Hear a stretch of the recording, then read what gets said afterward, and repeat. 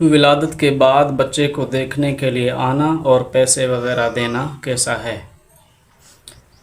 اس کے لیے شریعت اسلام میں کوئی اصل اصول نہیں ہے کہ بھائی آؤ اور ضرور اسے پیسے دو. اس کے لیے کوئی جو ہے نا لازمی بات نہیں ہے.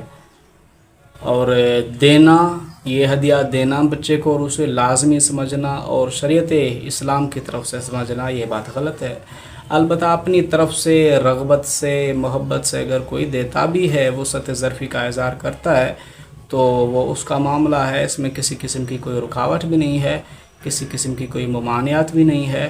اگر کوئی اپنی طرف سے دے، رغبت سے محبت سے، تو دے سکتا ہے. اس میں کسی قسم کی کوئی جو ہے نا شریعت اسلام کی طرف سے ممانعت نہیں ہے.